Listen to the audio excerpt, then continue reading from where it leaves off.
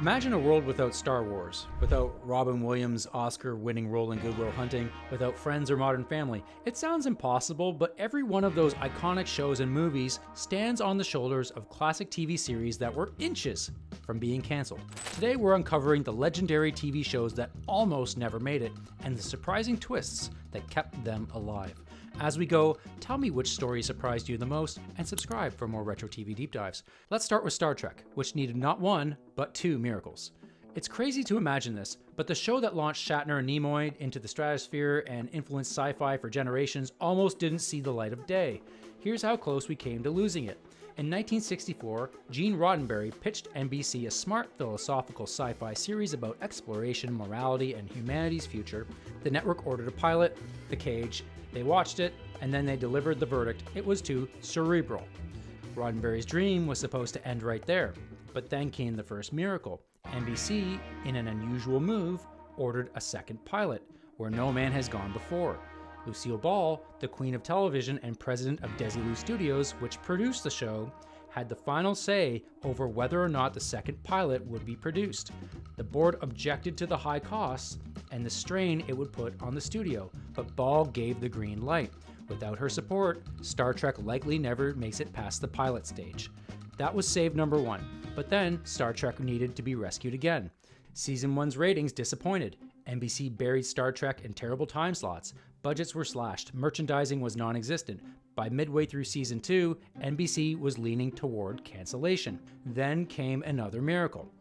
Fan Bejo Trimble launched one of the first major organized fan campaigns in TV history to save Star Trek. She and her husband John mobilized sci-fi clubs nationwide, created letter templates, contacted college newspapers, and orchestrated a tidal wave of letters flooding NBC's mailroom every single day.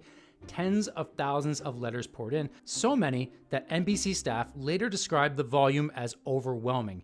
NBC renewed Star Trek for a third season, publicly acknowledging that the fan campaign influenced their decision.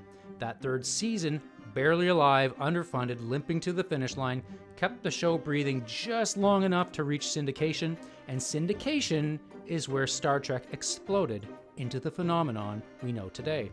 It's crazy to imagine, but without Lucille Ball's backing and Bejo Trimble's fan mobilization, there would be no Star Trek franchise and every sci-fi show it influenced over the next decade. George Lucas himself said that Star Trek softened up the entertainment arena by building a science fiction fanbase, and in that sense, Star Wars stood on the shoulders of Star Trek. So, is Star Wars as popular without Star Trek? Do we lose that butterfly effect as well? The dominoes are crazy. Next, we have one of the biggest sitcoms of the 70s, Three's Company. It was a ratings monster, a physical comedy masterclass, the series that turned John Ritter into a household name and pushed boundaries with its risque premise, a guy living with two girls. But it almost never made it to air. ABC loved the concept, adapted from the British hit show Man About the House, but they had no idea how to execute it. Writer Peter Stone created the first pilot in 1976, set in New York with John Ritter as David Bell, an aspiring filmmaker. The two female roommates were played by Valerie Curtin as Jenny and Suzanne Zenor as Samantha. ABC watched it and delivered the verdict: pass. Programming head Fred Silverman believed in the concept but demanded changes. He brought in producers Don Nickel, Michael Ross, and Bernie West, the team behind All in the Family and The Jeffersons, to write a second pilot. The show moved to a California setting. Joyce DeWitt was cast as Janet, Susan Lanier played Chrissy. The character of Jack became a culinary student. ABC liked it better, but they still didn't think Lanier's Chrissy worked. The second pilot died too. 2 strikes, and at this point, the show is all but done. But Silverman refused to quit. He pushed for one last chance, a third pilot. They still didn't have their Chrissy. Audition tapes were reviewed intensely, and Suzanne Summers, who had appeared on The Tonight Show and caught attention, was cast quickly after her audition stood out. The third pilot test screened through the roof. Three's Company premiered as a mid-season replacement on March 15, 1977, and became an instant smash. The sitcom that failed twice became one of the most iconic shows of the decade and was the precursor to shows like Friends and Will and Grace, and it's all because one executive refused to give up. Now, this next show didn't face the threat of cancellation, but the odds of it existing are about the same as, well, finding life on another planet. In 1978, Robin Williams exploded onto television as the manic alien Mork. Mork Mindy dominated in its first season, peaked as the number 3 show in America, and turned an unknown comedian into a superstar. But here's the secret nobody talks about. Mork Mindy only exists because of a persistent kid and a frantic last-minute casting disaster. After Star Wars became a phenomenon in 1977, Gary Marshall's son kept pushing him to put an alien on Happy Days. Marshall resisted. A sci-fi episode in a 1950s Milwaukee sitcom? It made no sense. But his son wouldn't stop, and finally, Marshall gave in and approved a throwaway episode called My Favorite Orkin, a gimmick everyone assumed would bomb. Marshall cast comedian John Byner as the alien Mork. They rehearsed for days, but it was terrible. Byner quit just before filming. Marshall asked around, does anyone know a funny Martian?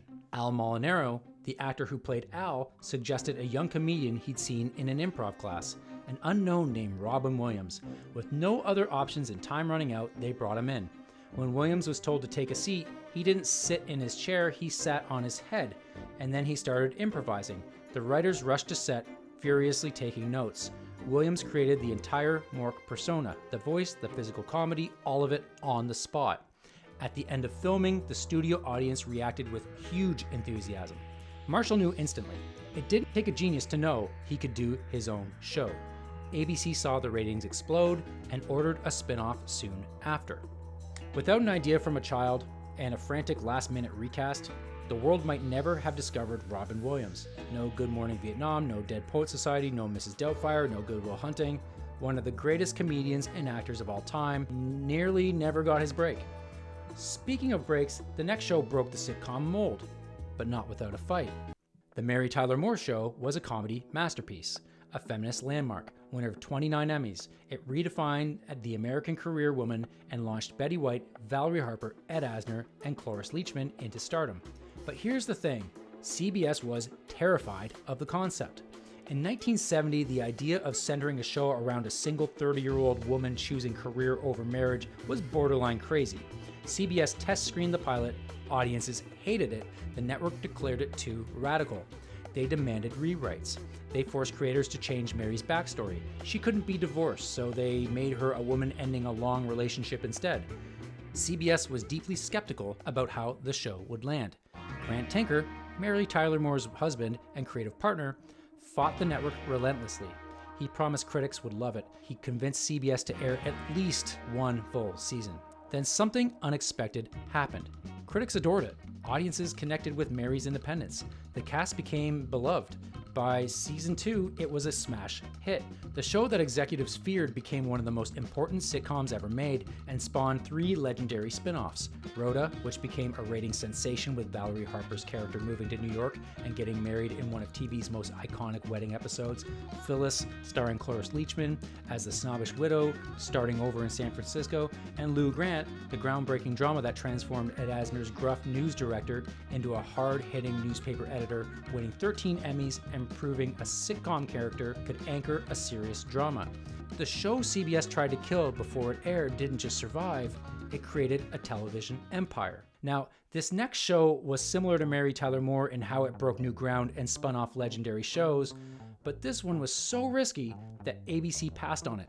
Twice. All in the Family was quite possibly the most influential sitcom in television history, a cultural earthquake, a 22-time Emmy winner that made Archie Bunker a household name and proved sitcoms could tackle racism, politics, and social issues head on. But here's what almost nobody remembers. The show was rejected twice, and it took 3 different pilots over 3 years before anyone would finally buy it. In 1968, Norman Lear shot the first pilot, titled Justice for All, with Carol O'Connor and Gene Stapleton already in the roles for Archie and Edith, though their characters were named Archie and Edith Justice at that point. Fun fact, Mickey Rooney was the first choice to play Archie, but he declined. Anyway, Gloria was played by Kelly Jean Peters and her husband by Tim McIntyre. He took it to ABC, the network watched it, found Archie too abrasive and the subject matter too hot, and passed. Lear refused to back down. In 1969, he shot a second pilot, now called Those Were the Days, with Candy Azara as Gloria and Chip Oliver as her husband, now named Dickie. Again, he went to ABC, they watched it, and rejected it a second time. So they did it a third time. By 1970, Lear had recast the younger roles, Rob Reiner and Sally Struthers, as Mike and Gloria, and shot essentially the same show a third time, now under the title All in the Family. This time, he took it to CBS. The executives there were just as terrified as ABC had been. Some thought Archie was too bigoted to be the hero of a comedy, but programming chief Fred Silverman and later Robert Wood saw the potential. They finally bought it on the condition that the premiere episodes carry a parental advisory warning, something no sitcom had ever done before. CBS braced for boycotts, hate mail, and affiliate defections. All in the Family premiered January 12, 1971, and became the #1 show in America for the next 5 years. But here's the part that's even more staggering: the empire it built. All in the Family didn't just redefine comedy, it spawned a universe of groundbreaking shows that dominated television for nearly 2 decades. First came Maude in 1972, B. Arthur as Edith's ultra-liberal feminist cousin who drove Archie insane. It ran 6 seasons. And then Maude spawned its own spin-off, Good Times, in 1974, following Florida Evans and her family in a Chicago housing project. It brought the Black American experience to prime time when it was revolutionary to do so. Then came The Jeffersons in 1975, Archie's combative black neighbors moving on up to Manhattan's Upper East Side. It became Norman Lear's longest-running series at 11 seasons and 253 episodes, more than All in the Family itself. The show CBS rejected twice didn't just succeed, it created a dynasty that changed the face of American television. Now, we've already touched on this next show and how it's responsible for kickstarting Robin Williams' career, but long before that, Happy Days needed a miracle to see the light of day. So many fans don't know that Happy Days started as a failed pilot. In 1971, Gary Marshall pitched ABC a 1950s nostalgia sitcom. They passed immediately. Nostalgia won't sell. Nobody cares about the 50s. Teens want modern stories. The pilot sat unused until ABC eventually aired it in February 1972 as a segment on Love American Style. Nothing more than a throwaway titled Love and the Television Set. The show was dead, buried, forgotten. Then fate intervened. George Lucas cast Ron Howard in American Graffiti.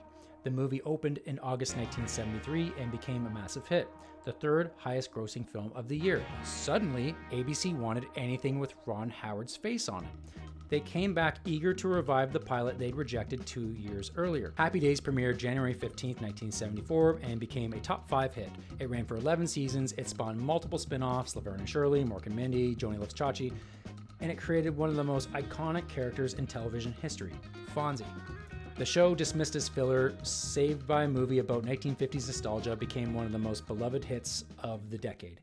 Speaking of shows that almost never saw the light of day, let's move on to The Brady Bunch, the show every major network rejected. Sherwood Schwartz wrote the concept in 1965 after reading a statistic that nearly 1/3 of American marriages involved children from previous relationships. A blended family had never been the center of a sitcom, and he thought the idea was perfect. The networks did not agree. Schwartz pitched it everywhere. None of the 3 major networks would touch it. For 4 years, the script sat on a shelf, dead, and then fate stepped in. In 1968, the films Yours, Mine, and Ours, also about a blended family, became a surprise box office hit. Suddenly, Hollywood had proof that audiences would embrace a story about 2 families merging into one chaotic household. ABC took one look at the numbers and greenlit Schwartz's long-pitched idea. The Brady Bunch premiered on September 26, 1969. Its first-run ratings were respectable, never a smash, but enough to last 5 seasons, and then something unexpected happened. In reruns, the show exploded. The Brady Bunch became a cultural phenomenon. It never left television. New generations discovered it in syndication, including me, making it one of the most enduring sitcoms ever made. And more importantly, it set the template. The Brady Bunch was among the first sitcoms to successfully portray a blended family, and it paved the way for decades of TV to come. Step by Step, Full House, and eventually Modern Family, which expanded the idea even further. A show every major network rejected became the blueprint for how television portrays modern families. So, which story surprised you the most? Let me know in the comments below and subscribe for more retro TV deep dives. Thanks for watching.